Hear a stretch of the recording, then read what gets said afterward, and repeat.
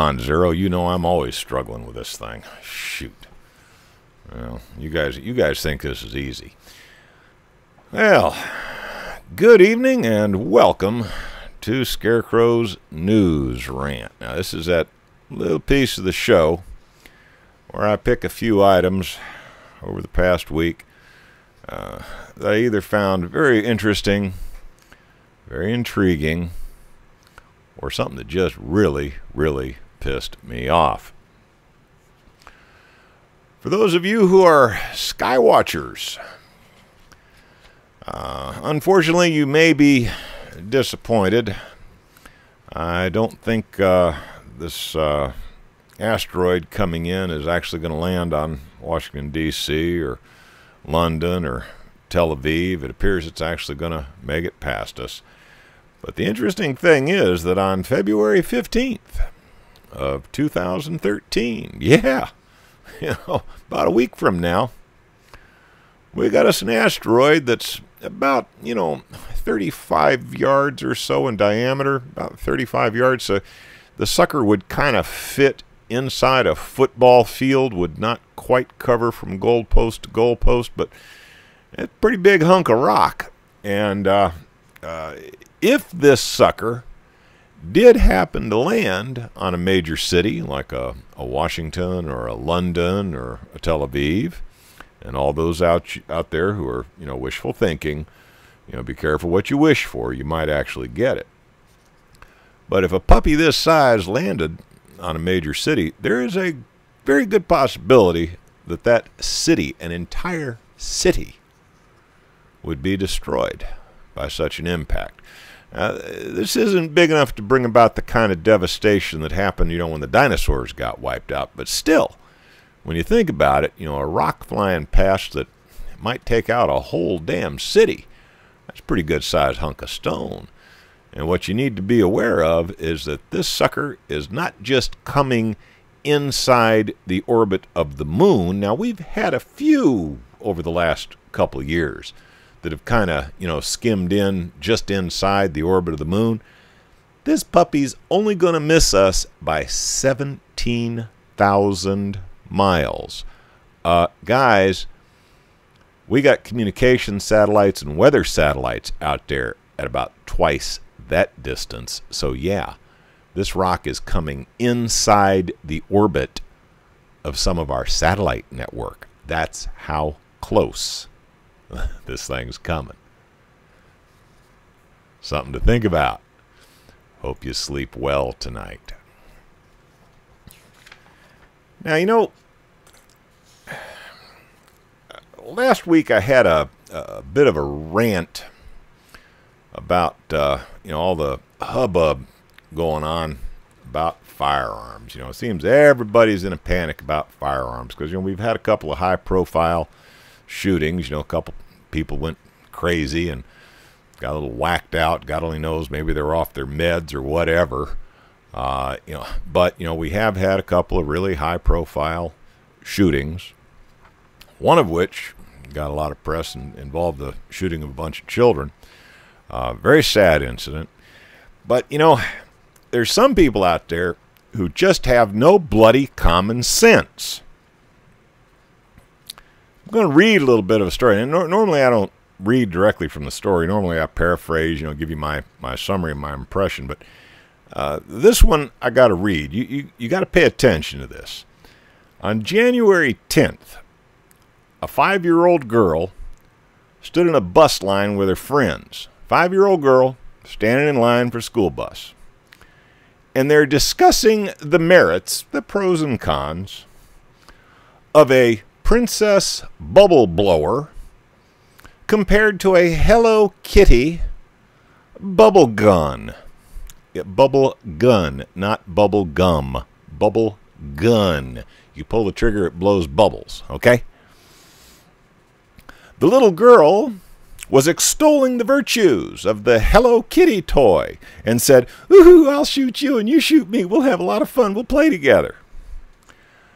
Well, according to a report by CNN, the next day, the kindergartner was not only called into the principal's office at her school in Pennsylvania, she was also suspended for 10 days for a terrorist threat. You guys don't believe me, do you? You guys think I'm full of crap. No. What she was talking about is this thing here.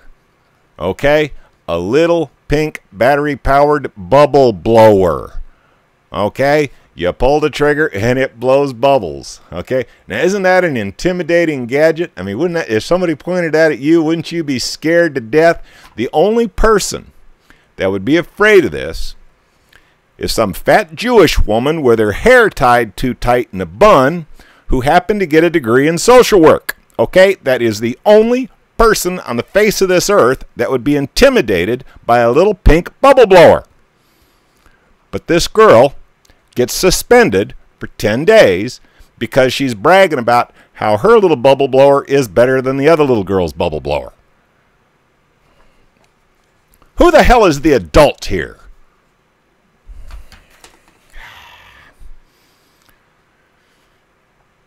I think I need to take a Prozac.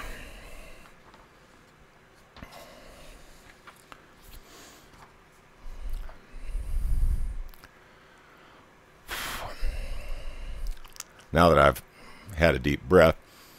In a related issue, Barack Hussein Obama apparently went out skeet shooting, and some outfit has put together an action figure of Obama with his skeet gun. I can see that Jewish woman in her tennis shoes and her bun tied too tight up against her head. You know, some kid brings his Obama puppet to school, you know, but it's got a toy shotgun. That kid's going to get a 10-day suspension in a heartbeat. Oy vey.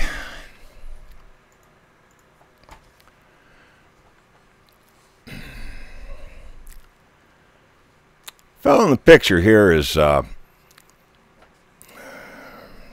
former military guy. Was also on the L.A. Police Department. Apparently, you know, he was dismissed by the L.A. Police Department, had some kind of a disagreement with them.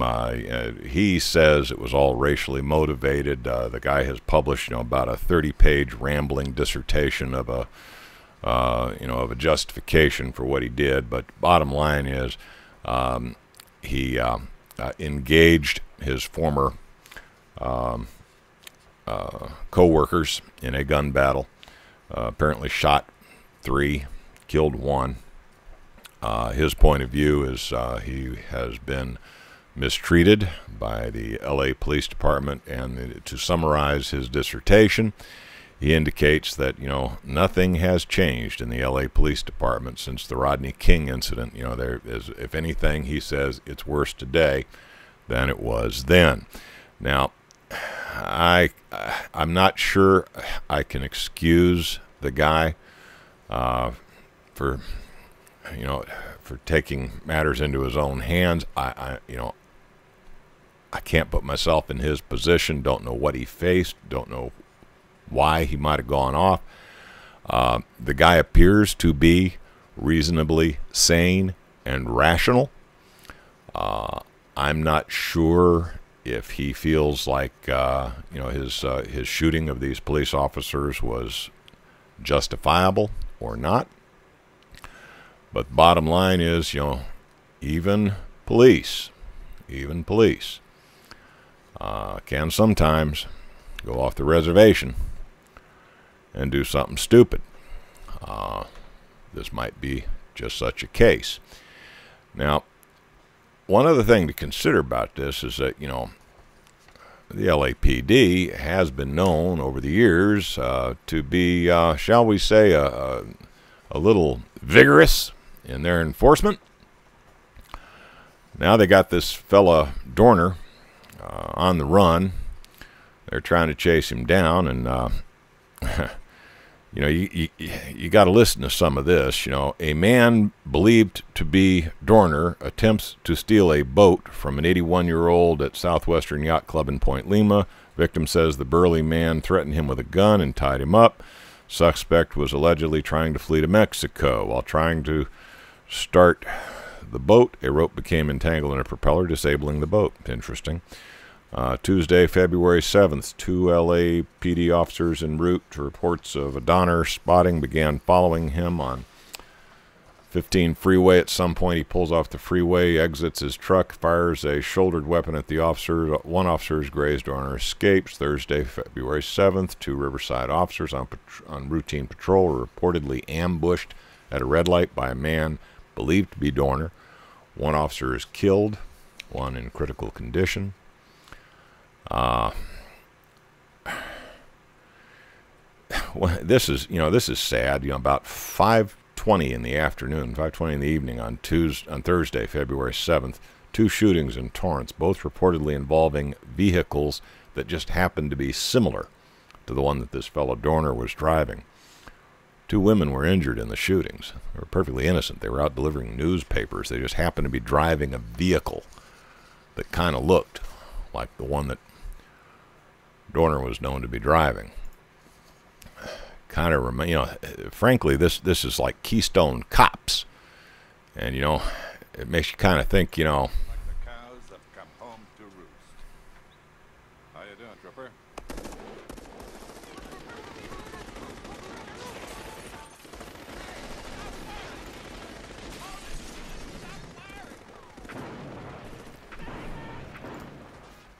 Yeah, that's kind of what it's starting to look like.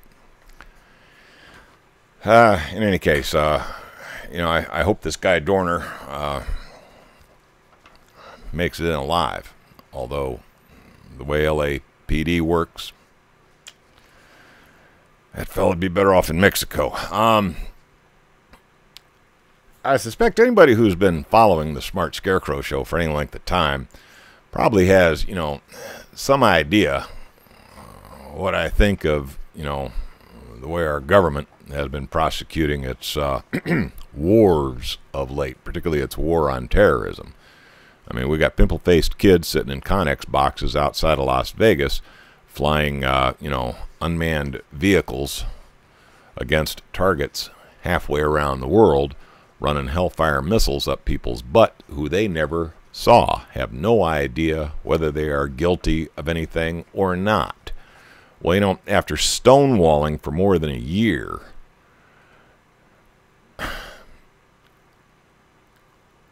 a paper has leaked out of the Justice Department and just kind of fallen in the hands of a news agency, actually NBC News. And, the revelation will come as a great surprise and not of just a little annoyance. Interesting, my confuser just went wacky. I'm not sure why that menu just all of a sudden started popping up, but I think I'll get my mouse out of the way. It might be activating something.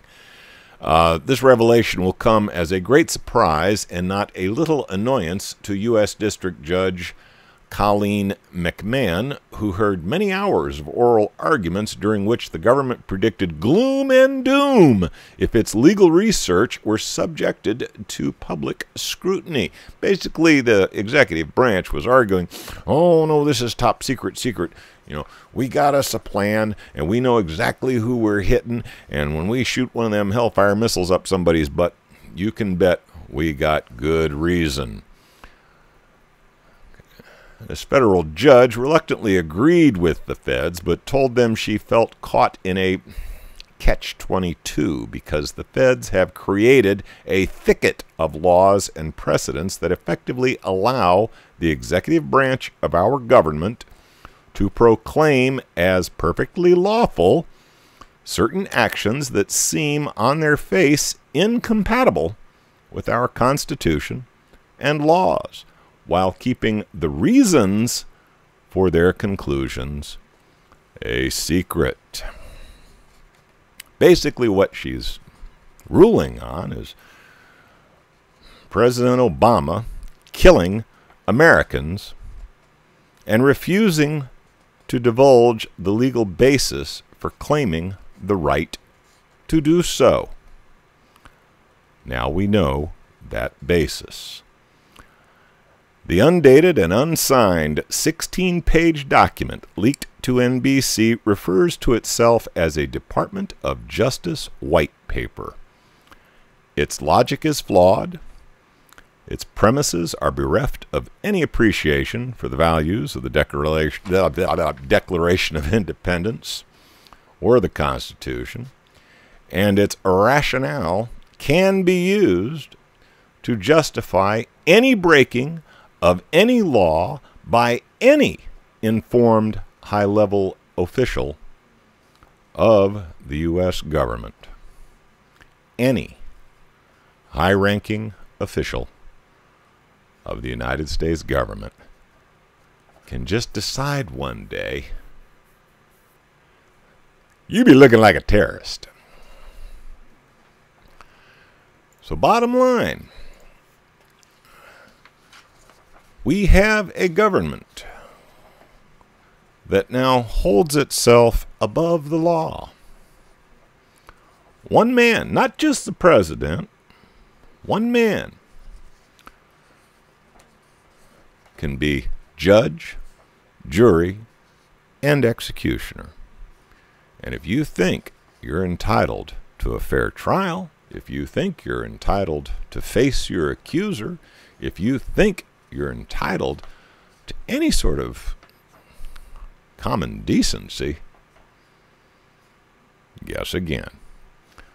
My question to you, is a government that acts in that manner really and truly your government? Or has it devolved into something else?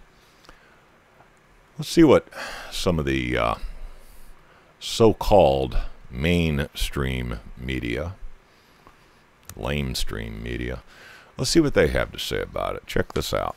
A 16-page memorandum has been leaked to NBC News. It explains the process the administration has been using for its assassination program.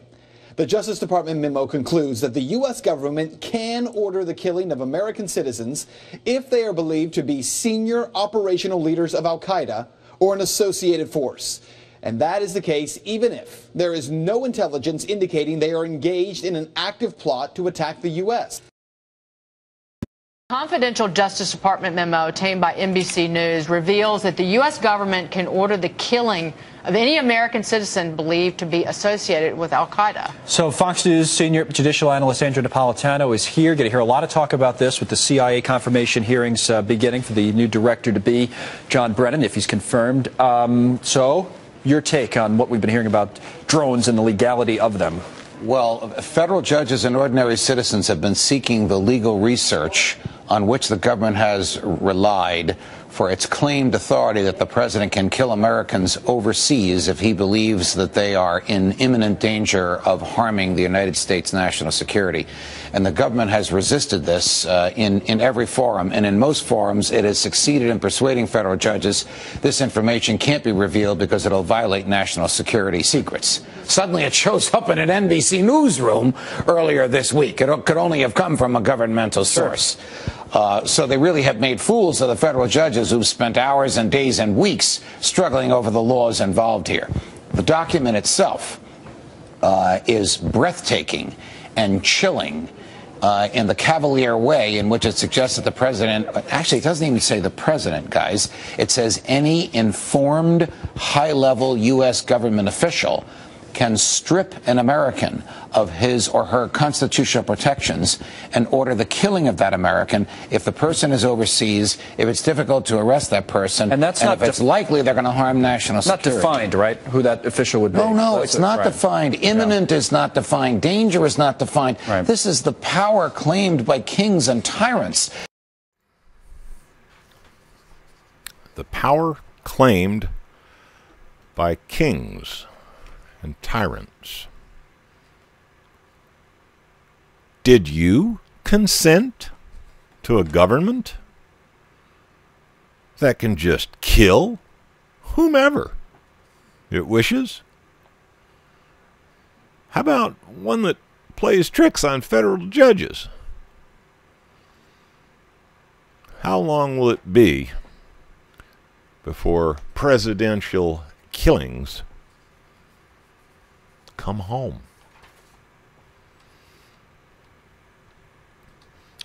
Submitted for your consideration as always, make up your own damn mind. And yes, that was Scarecrow's news rant for February 7th, 2013. Hope we gave you something to think about. Hopefully, it won't keep you up at night. Then again, maybe it should.